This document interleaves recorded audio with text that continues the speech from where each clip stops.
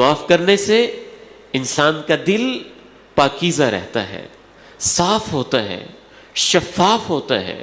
اور بالکل ایسے ہی جیسے وہ انسان جو دل کا مریض ہو، وہ بادام بھی کھائے، اخروٹ بھی استعمال کرے، فریش فروٹ بھی لیتا رہے، قیمتی غذائیں بھی کھائے، طرح طرح کے وٹامنز بھی لیتا رہے، لیکن اگر وہ جگر کا مریض ہے اور دل کا مریض ہے تو اس کی غذائیں اس کے جسم پہ اثر نہیں کر رہی ہوتی ہیں. اور جب کسی انسان کا دل کینے کا، انتقام کا، بغض کا، حسد کا مریض ہو جاتا ہے تو یہ روحانی مرض جب دل کو لگتے ہیں، پھر نمازیں، زکوٰۃ، روزے، نیکیاں، اذکار، تہجدیں، عمرے، حجے،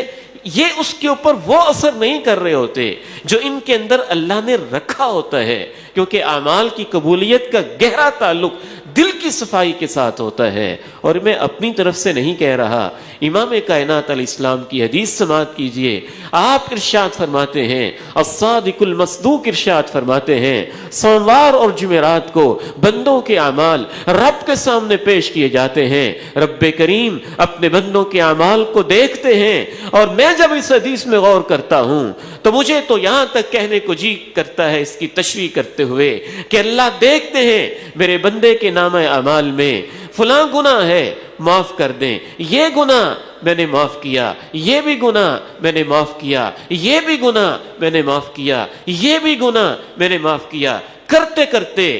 2 گناہ ایسے آتے ہیں، اور ان میں سے خصوصاً آج کے خطبہ کے حوالے سے ایک بدترین گناہ یہ آتا ہے جب اللہ اس بندے کے نامہ اعمال کو دیکھتے ہیں اور ساتھ اس کے دل کو دیکھتے ہیں کہ یہ کینے سے بھرا ہوا ہے، اور اس کے اندر معافی کا نہیں، انتقام ہی کا جذبہ ہے، اور ہر وقت کڑتا ہی رہتا ہے کہ میں نے بدلہ کیسا لینا ہے، ناکوں چنے کیسے چبوانے ہیں، اور اینٹ کا جواب پتھر سے کیسے دینا ہے. جب اس کیفیت کو اللہ دیکھتے ہیں تو اللہ اپنے فرشتوں سے کہتے ہیں، انظروا هذین